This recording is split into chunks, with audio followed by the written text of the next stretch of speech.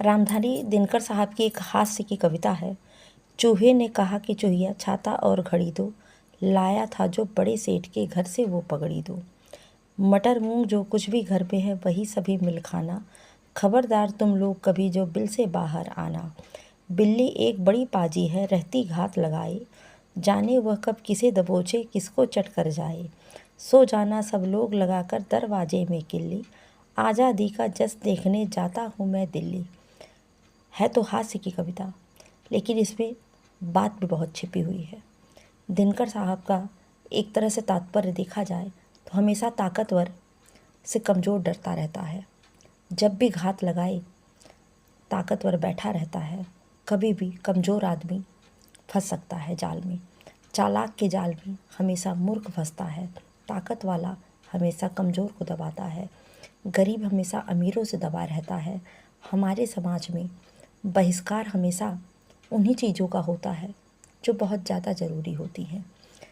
हम हमेशा अंधेधुंध की दौड़ में ऐसे दौड़े जा रहे हैं, हम समझ ही नहीं पाते। कभी पैसे के लालच में नेता चुन लेते हैं, कभी फ्री के सामानों में हम सब फंसे रहते हैं। हम ये समझ ही नहीं पाते हैं कि हमारे टैक्स के चक्कर में नेता जिंदा है। हमारे ही टैक्स को नेता खाकर हम ही पे लगा रहे हैं, लगान हम दे रहे हैं, और नेता आराम से कुर्सियों पर बैठ के एसी की हवा खा रहे हैं। और हम एक एक रुपए के लिए मुस्ताद हो जाते हैं, कभी सिलेंडर के लिए और कभी किसी लिए। दिनकर साहब की हमेशा देश के प्रति अच्छी कविताएं नहीं हैं। भूल न जाना बड़ा कठिन है नदियों का वीरों का, धनुष छोड़कर और गोत्र क्या होता है रणवीरों का। पावे जो सम्मान तपोबल भूतल पर है सूर, जाति पाति का शोर मचाती केवल है कायर और क्रूर। जाति पाति के नाम पे लड़ने वाले लोग सिर्फ कायर और क्रूर हैं। सूरवीर का जात सिर्फ एक ही होता है, रक्षा करना। सूरवीर छत्री का मतलब होता है तलवार को कमान में नहीं रखना, देश के लिए शहीद हो जाना। हम सब देश के लिए तो शहीद होने की बात दूर की है, हम अगर कहीं अत्याचार होता रहे तो हम बाहर नहीं निकलते हैं।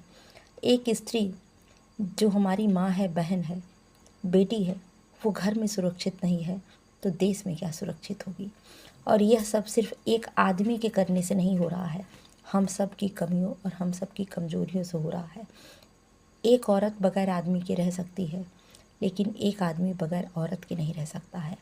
यही हमारे समाज की नियम है और यही हमारा समाज है। फिर भी उसी औरत की हमेशा अपमान होता रहता है, उसी औरत को हमेशा नीचा दिखाया जाता है। कारण पता नहीं।